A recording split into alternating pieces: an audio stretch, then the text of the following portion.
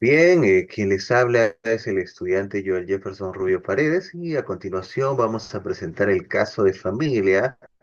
Nosotros somos el grupo 2 y pueden visualizar en pantalla a todos los integrantes. Sí, siguiente, por favor. Bien, con respecto al caso, es una familia compuesta por tres integrantes, madre, padre y un niño de 6 años. Actualmente, los padres se encuentran en un proceso de separación, el cual ha estado marcado por una elevada conflictividad. Ambos manifiestan la intención de acudir a terapia con el objetivo de reducir el impacto emocional negativo que han podido observar en su hijo y favorecer una transición saludable hacia una nueva dinámica familiar. Siguiente, por favor. Según el relato del padre, la relación de pareja comenzó en el contexto laboral. Mantuvieron un noviazgo aproximadamente de 2 años antes de formalizar la convivencia. El padre refiere que los conflictos se intensificaron tras el nacimiento de su hijo, aunque reconoce que durante el noviazgo ya existían episodios donde la madre presentaba conductas que él considera desreguladas, como insultos en presencia de familiares incluso, ¿no? Actualmente menciona que su expareja lo agrede verbalmente de forma constante y que incluso en ocasiones lo ha agredido físicamente delante de su hijo. Siguiente. Finalmente, el menor, por su parte, manifiesta un marcado temor cada vez que sus padres se encuentran, anticipando que estos podrían pelear, ¿no? Aunque no lo verbaliza, claramente presenta signos de ansiedad anticipatoria, retraimiento y tensión en esos momentos. Ambos padres expresan su preocupación por el bienestar emocional de su hijo, ¿no?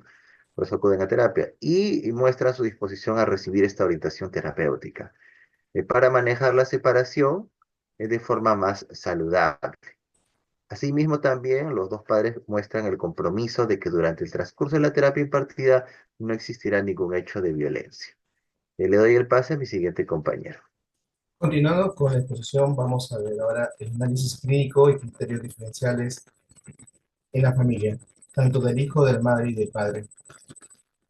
Recordemos que esta familia, cada integrante está enfrentando grandes dificultades y desafíos emocionales debido a la situación de separación de la pareja.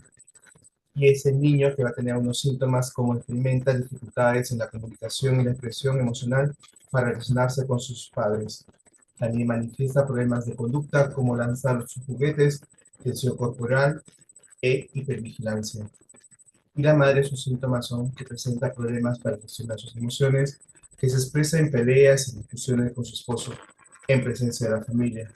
También se siente agobiada por la ira, estrés, ansiedad y emociones adversas causadas por el conflicto de la separación. También la madre exhibe sus sentimientos adversos hacia su hijo, afectando el ambiente familiar y el bienestar del menor. Y los síntomas del padre, pues muestra síntomas de estrés y de ansiedad debido a las constantes peleas y agresiones físicas con su esposa. También experimenta vulnerabilidad y frustración debido al conflicto de la separación. El padre también prioriza el bienestar de su hijo y tiene disposición de buscar ayuda terapéutica para mejorar el conflicto de la separación y mejorar la dinámica familiar. Bien, en los riesgos del niño podríamos ver que él podría desarrollar un tema de ansiedad, depresión o trastorno de estrés postraumático si sigue evidenciando violencia en casa. También hay un tema de la ansiedad anticipatoria, podría traer que él esté más repelente o evite tener contacto con los padres porque pelean mucho. El tema de la desregulación emocional podría traer que él le sea difícil identificar y gestionar adecuadamente sus emociones. Además que al percibir un ambiente inestable, prácticamente le afectaría en su desarrollo de un apego seguro. En los riesgos conductuales, este niño podría tener alteraciones en el juego, en el rendimiento académico, porque estaría afectando a su motivación, a su apatía y todo ello. Problemas de sociabilidad él podría presentar dificultad de confiar en otras personas y así como el modelado de comportamientos que está teniendo con los padres podría generar que él piense que los conflictos se resuelven con gritos y violencia. A nivel vincular, el tema del vínculo inseguro se está desarrollando con los padres y esto va a provocar que él sienta que los padres son incapaces de protegerlo. En los riesgos de la madre, a la desregulación emocional crónica que pueda tener, puede acarrear en una crisis grave y consecuencias graves. Ella podría estar desarrollando trastornos más fuertes como el trastorno límite de personalidad y algunos trastornos postraumáticos. A nivel relacional, la madre estaría perdiendo el vínculo funcional con el padre del hijo y también el vínculo con el hijo, ¿no? Porque él estaría empezando a temerla. Y por último, el riesgo legal tendría que verse con un tema legal de violencia, acusación de violencia porque ella podría estar siguiendo con esas agresiones y eso provocaría estas denuncias. En cuanto al padre, los riesgos emocionales es que él podría llegar a estar con burnout o un agotamiento emocional, ya que esta relación que tiene con la madre es altamente conflictiva. Puede desarrollar también depresión moderada a leve, ¿no? Donde él tenga el sentimiento de incapacidad o de falta de control de la situación. Sentimientos de impotencia, frustración podrían entonces también agravarse. El riesgo vincular está relacionado con el debilitamiento del rol paterno activo, porque él seguramente podría evitar vincularse con su expareja para evitar conflictos y por ende habría una desvinculación emocional con el hijo, ¿no? Por último, en el riesgo legal, él también podría estar teniendo este riesgo de negligencia parental si no protege activamente al niño de la exposición a la violencia. Doy pase al siguiente compañero. En relación al diagnóstico presuntivo, si hablamos del niño, diríamos que el niño presenta un trastorno de adaptación con ansiedad. ¿Por qué? El niño presenta signos claros de ansiedad anticipatoria, manifestada en el miedo ante encuentros entre sus padres, tensiones somáticas y retraimiento. Asimismo, el niño no verbaliza con claridad el malestar que siente, lo cual es esperable a esa edad, mas no se debe pasar por alto. Por otro lado, el inicio del cuadro coincide con un estresor claramente identificable, que vendría a ser el proceso de separación parental y la exposición a violencia familiar. Por último, no hay evidencia de que estos síntomas existieran previo al conflicto actual ni que persistan en otros contextos, como la escuela o los momentos de juego, lo que apunta a una reacción emocional situacional. Se descartarían trastornos de ansiedad por separación, trastorno de ansiedad generalizada, trastorno de estrés postraumático. En relación a la madre, el diagnóstico presuntivo sería el trastorno límite de la personalidad. ¿Por qué? Ya se describen patrones de impulsividad y desregulación emocional crónica que se manifiestan incluso desde el noviazgo.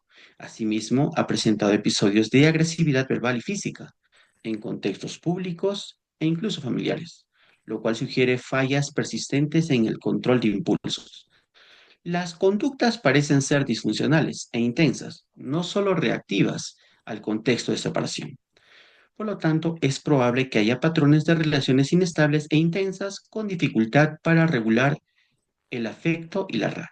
Se descarta el trastorno explosivo intermitente, el trastorno adaptativo con alteración del estado de ánimo mixto y el trastorno depresivo mayor con síntomas irritativos. En relación al padre, el diagnóstico presuntivo sería el trastorno adaptativo con estado de ánimo depresivo o mixto. ¿Por qué? Primero, el malestar actual parece tener un inicio claro en el proceso de ruptura y conflicto conyugal. Asimismo, se expresa con el agotamiento emocional, malestar y necesidad de orientación manifestada en el padre. También no se reportan síntomas persistentes previos a esta situación ni indicaciones de un trastorno de personalidad o del estado de ánimo estructural.